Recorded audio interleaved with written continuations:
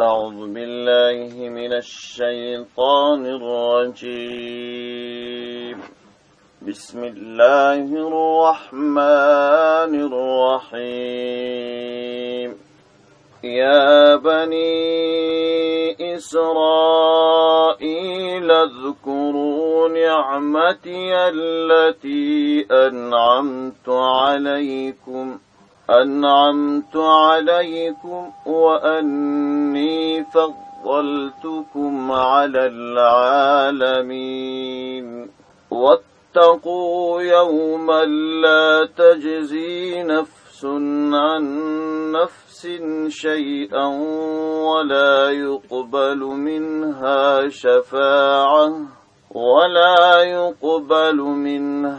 شفاعة ولا يؤخذ منها عدل ولا هم ينصرون صدق الله العلي العظيم.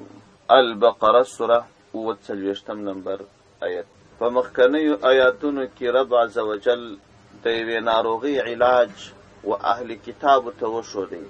اهل کتابو خو په مدینه منوره کې ټول خلک په شک کې اچولي وه، وچ کلک یې باطلې ته ملا تړلې وه. باطله دا وه چې د اسلام د مبارک دین په اړه چې دوی ته کم معلومات و هغه یې پټ کړي وو. خلکو به پوښتنه ځینې وکړه چې آیا دغه دین اسلام دا حق دین دی؟ دوی به ورته ویل چې په تورات کې د حضرت محمد صلی الله علیه وسلم یادونه سوې ده، خو دا هغه پیغمبر نه دی. عام به دا خبرې کولې، پټ پټ خلکو ته ویله چې و د هغه پیغمبر دی. خو عام په عامو محافلو کې، مجلسو کې، باچهانو ته، واکمنانو ته، هغو ټولو ته به دا خبره کول چې دا هغه دین نه دی کوم چې د اسلام حق دین دی، او دا پیغمبر هغه پیغمبر نه دی کم پیغمبر چې په تورات او په انجیل کې یاد سوی دی، د هغه علامې جلا دي. دغه باطلې ته یې ملا تړلې وه. جهالت و. که نه نو الله خپل دین کامیابه کوي خامخا. الله عز وجل خپل پیغمبر کامیابه کوي خامخا. خو دلته دی په امتحان کې واقع وه چې دی څه کوي؟ دغه باطلې ته چې ملا تړلې وه، د دغه باطل پیروي چې دی کول او علت یې یوه ناروغي وه. هغه ناروغي د دوی په زړو کې وه چې حب جاه، حب مال، د چوکۍ و د منصب محبت او د مال و د پیسو محبت. دغه ناروغي وه چې دوی یې په دغه باطل اخته کړې وه او د دغه باطل لاره یې ټینګه نیولې وه. رب عز وجل دوی ته د هدایت لارې وښولې چې دا مه کوه. اوس د دغه ناروغۍ په وجه باندې دوی نسي کولی چې ځان خلاص. الله جل جلاله د ناروغۍ علاج وروښوي. اوس یوه خبره دا تاسې واورئ چې د ناروغي علاج په څو رقمه باندې کېږي. یو د ناروغي علاج داسې کېږي چې خپله په دې ناروغ کې د علاج طلب پیدا سي. یو ناروغ دا فکر کوي وایي زه د فلان ناروغۍ څخه په تکلیف یم، یو ډاکټر یا یو ماهر دې ماته علاج راوښي. په ناروغ کې چې کله د ناروغۍ د علاج طلب پیدا سي، نو ډاکټر یو نسخه ورولي، طبیب یو نسخه ورولي، یو تجربه کار یو دوا وروښي، الله عز وجل ارشکی. دا اسانه خبره. او دوهم دا چې په یو ناروغ کې ناروغي موجوده وي خو په ده کې د علاج طلب نه وي، وایه زه جوړ روغ رمټ یم، په ده کې یو هیلاکوونکی ناجوړي سته چې دی تباه کوي، دی وایي زه نه یم ناجوړ. دغه مهال بیا علاج ګران وي. په دغسې صورت کې بیا هغه معالج یا هغه طبیب یا هغه ډاکټر چې د ده علاج کوي، اول به د ده فکر جوړوي چې ته ځان ته متوجه سه، د ناروغي وپېژنه. د فکر تر جوړولو وروسته به نه بیا دوا ورشي. الله جل جلاله په تیرو آیاتو کې داسې نسخه دې ته وښول چې په دې کې د علاج طلب پیدا سي او دا نسخه په کار واچوي، نو بیا به دا ناروغي ښه سي. د اهل کتاب دا خبره ومني چې رښتیا زموږ په زړو کې حب جاه او حب مال راغلی دی، او د دې حب جاه او حب مال څخه موږ ځان نسو خلاصولی. دغه حب جاه او حب مال چې زموږ په زړو کې وي، موږ اسلام نسو منلی. دا یوه ناروغي ده چې موږ د اسلام لرې کړي یو. دا یوه ناروغي ده چې د پیغمبر علیه السلام د اطاعت یې موږ لرې کړي. الله عز وجل علاج ورته وښودی چې بس تاسې څه وکړئ د دغه ناروغۍ څخه د خلاصولو لپاره واستعینوا بالصبر والصلاة. صبر او لمونځ دا بهترینه نسخه ده. دا په ځان کې راولي، فوراً به د دې ناروغۍ خلاص شي. کله چې د دې ناروغۍ خلاص واست، بیا به د اسلام دین هم ومنئ. اوس اهل کتاب خپل ځان ناروغ نه بالئ. دا نسخه چې ور وښول دا خبره یې وکړه چې تاسو موږ ته څه د صبر خبرې کوئ، د لمانځه خبره کوئ، د لوی سره په موږ کې نقصان نشته. رب عز وجل دوې نورې خبرې د دې د فکر د جوړولو لپاره راواستوه چې دی په فکر او پر دماغ باندې کار وسي. الله خو مهربانه خدای دی، رحم لرونکی خدای دی. بنده یې خیانت کوي، ظلم کوي، د رب مخالفت کوي، رب عز وجل دته سزا نه ورکوي، دلایل ورته وایي، رقم په رقم علاجونه ورته شي. دا علاج دا علاج دا علاج دا د لوی رب عز وجل رحم دی. که نه نو دا اعلان به ورته کړی وای چې دا جن دی، که منئ ومنئ، که نه هغه سزا ده. خلاص رب عز وجل څومره مهربانه خدای دی. یو وار هغه مخکې دلایل دلایل دلایل هغه ټول خلاص. بیا هغه اصلي علت پیدا کوي چې د کوم علت په وجه باندې دی حق ته شا ګرځولې ده، د هغه علت علاج یې ور وښوئ. بیا دې بدبختانو ځان ناروغان نه بلل، هغه علاج یې نه کوئ. رب عز وجل اوس یو بله خبره ورته کوي د دې د فکر د جوړولو لپاره. وایي ای بني اسرائیلو، ای د اسرائیل اولاده، ای د یعقوب اولاده، تاسې یو ځل هغه نعمتونه در یاد کړئ چې په تاسې باندې رب عز وجل کړي. ستاسې پلرونه، ستاسو نیکونه یوه پیړۍ مخکې یا دوې پیړۍ مخکې یا 5 پیړۍ مخکې تر کومو کړاوونو تیر سوي دي او الله جل جلاله څومره نعمتونه ورکړي. یوه په اجمالي شکل الله جل جلاله یاد کړي. وایي آیا تاسې په لکونو نفر واست، پر تاسې باندې یو ظالم باچا مسلط و، ستاسې نارینه اولادونه یې ټول تر تیغ تېرول، ستاسو لوڼې یې پرېښولې او تاسو یې ټول غلامان ګرځولي واست، ستاسو ښځې یې ټولې مینځانې ګرځولې وې. الله جل جلاله د دومرې بدماش او دومرې ظالم او دومرې بې جوړې باچا څخه خلاص کړلاست. او بیا په بحر قلزم کې الله عز وجل په خپل قدرت سره څه درته جوړې کړلې، دریاب یې درته ودراوی. او بیا دغه زورور باچا سره د بې شمېره لښکر په دغه دریاب کې الله غرق پر وچ دشت باندې وریځ در باندې ودرول، سایه یې کول. په وچ دشت کې د اسمانه څخه تاسو ته خواړه منو سلوا مکرمه د یوې ډبرې څخه 12 چینې درته راوایست. ځنو دا نعمتونه جاري وه تر داسې اندازې پورې. ای د اسرائیل اولاده، ای د یعقوب اولاده، تاسې دومره مشهور سواست چې په ټوله دنیا کې د ټولې دنیا خلکو پیژندلاست چې دا هغه قوم دی چې الله انبیا پکښې لېږدولي دي، دا هغه قوم دی چې الله عز وجل په خپل قدرت باندې د اسمانه خواړه ورته مقرر کړي دي، او دا هغه قوم دی چې د پیغمبرانو نسل پر نسل اولادونه دي. د ټولې دنیا تاسو ته د قدر په سترګه کتل. آیا دا چې تاسو ته الله عزت درکړي په ټوله دنیا کې، هغه الله پر دې قادر نه دی چې دا عزت بېرته ستاسو څخه واخلي؟ چې اوس تاسو په عزت پورې مښتي یاست، د اسلام دین نه منئ، دومره ستر عزت چې یې درکړي. آیا هغه رب چې تاسو د دومرې زورورو باچاهانو څخه خلاص کړلاست، اوس تاسو په یو کوچني کوچني واکمنانو پورې مښتي یاست، د هغو اطاعت کوئ؟ آیا هغه الله پر دې قادر نه دی چې دغه واکمنان پر تاسو مسلط؟ آیا هغه الله تاسو ته د غیب څخه خواړه مقرر کړل، تاسو ته د غیب څخه څښاک مقرر کړي؟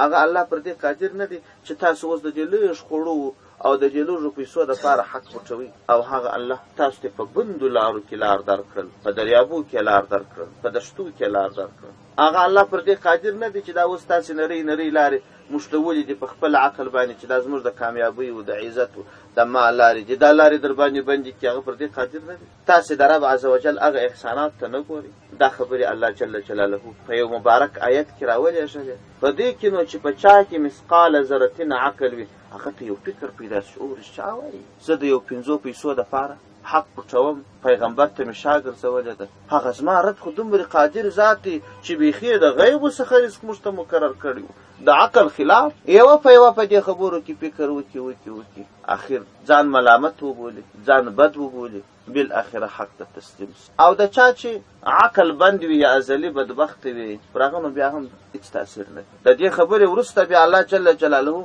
په یو بل آیت کریمه کې یو بل حالت ورته راواستوي. و انسانانو تاسې وګورئ، د دنیا ژوند اتمن تیریدونکي او ژر تیریدونکي. په دنیا کې که نوح علیه السلام زر کاله عمر کړی دی او په دنیا کې که سلیمان علیه السلام د ټولې دنیا باچهي کړې ده او په دنیا کې که سلطان ذوالقرنین باچهي کړې ده او په دنیا کې که تر ټول بشریت بهترین انسان حضرت محمد صلی الله علیه وسلم ژوند کړی دی، نه افضل ترین انسان د ټول بشریت ژوندی پاتې سوی دی، نه په دنیا کې تر ټولو مالدار ترین انسان ژوندی پاتې سوی دی، نه په دنیا کې تر ټولو ستر واکمن پاتې سوی دی. دنیا د فنا ځای دی، د بقا ځای نه، او هلته یو بله ورځ راځي چې هغه د بقا ځای چې د آخرت ورځ. اوس تاسو دې خبرې ته فکر وکړئ چې تاسې پر دې مال ولې مشتي یاست، پر دې چوکۍ ولې مشتي یاست، په دې وجه مشتي یاست چې هوسا ژوند وکړئ او د دنیا نعمتونه په پیسو رانیسئ او چوکۍ مو په لاس کې که څه مشکل درته پیښ سي د دې خپل واک او صلاحیت څخه به ګټه واخلئ، دغه مشکله به ځان وباسئ. دا مو هدف دی، بل شی خو نشته. نو تاسو د دې لنډ ژوند په فکر کې یاست او یو دائمي ژوند را روان دی. په هغه ورځ کې ډېر کړاوونه سته، ډېرې سختۍ سته. هلته د دنیا ټولې پیسې چې ستا یو ساعت هم نه خلاصېږي. داسې نه دی لکه دنیا.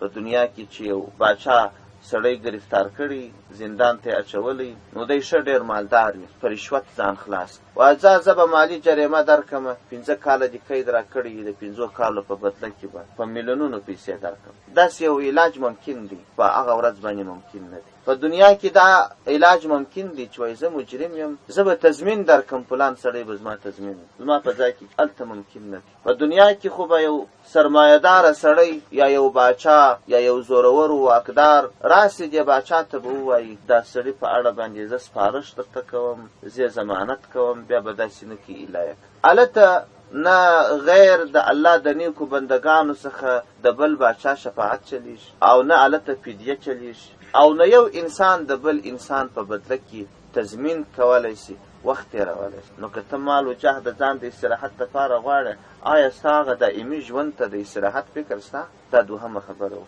دا 2 نور علاجونه دي. نو د چا چې مثقال ذرتین عقل په فکر کې په دې 2 علاجو کې د یوه علاج په برکت متوجه سي. څوک چې ازلي بدبخت وي یا مثقال ذرتین عقل نه وي، هغه نو پر د خپل جهالت پاتې. ځکه رب عز وجل فرمایي یا بني اسرائیل اذکروا، اے بنی اسرائیلو، اے د یعقوب علیه السلام اولاد، اذکروا یاد کی نعمتی نعمتنا زما، التي هغه نعمتنا انعمت چې ما کړي و علیکم پر تاسو باندې، شمیره نعمتونه مې در باندې کړي و چې یو په یو مخکې یاد کړم. وانی فضلتکم، انی یقینا ما فضلتکم تاسو ته بهتري او فضیلت در کړي و علی العالمین، پر ټولو نړیوالو او پر ټولو جهانیانو باندې څومره نعمتونه وه، تاسو یې یا ایر دي. دا هر نعمت د عقل خلاف او دا هر امتیاز چې الله جل جلاله تاسو ته درکوي په یو بنده لار کې لار درکول، دا د عقل خلاف و.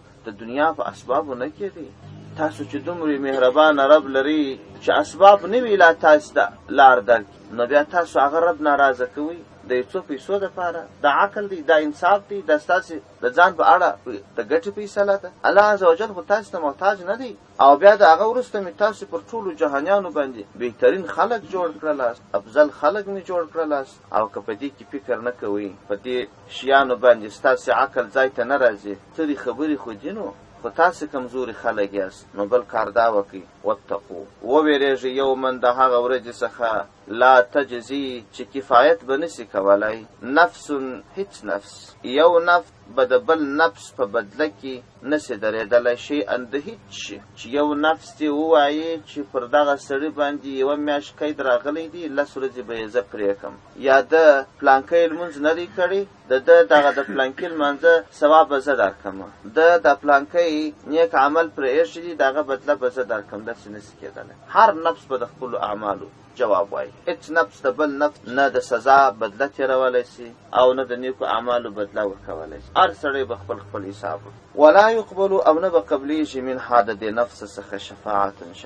شفاعت غیر د الله د خوشو انسانانو څخه چې دی په دنیا کې دا باطل بوتان یا باطل باچهان دا را پیش کی او الله ته وړاندې کی چې دا جزما شفاعت وکړي، د دې شفاعت الله نه قبلي. ولا يؤخذ، او نه اخیستل کیږي من د دې نفس څخه عدل، یو څه برابر پیسې چې د ده څخه د پیسې واخیستل شي او دی دې خوشي کړل شي، په دنیا کې د مالونه راجمع کړي دي وایي ځه دغه مال به ورکړمه کونډې خدای دا به فدیه سي ولا یؤخذ منها عدل هیڅ فدیه به د دوی سوا نه اخیستل سي د هر څه پیسې دي هلته به بابې زوي هېڅوک په توجه نه ورته او ولا نه به وي هم دوی ینصرون چې نصرت یې وکړل سي مدد یې وکړل هېڅ نصرت و مدد به یې نه کول بلکې یوازې او یوازې به د لوی رب عز وجل په دربار کې سرټیټې وي د الله د لورې چې څه فیصله پر دوی باندې کېږي که د کامیابۍ وي که د کمترۍ بس هغه فیصله به وي سبحان ربک رب العزة عما یصفون سلام علی المرسلین والحمد لله رب العالمین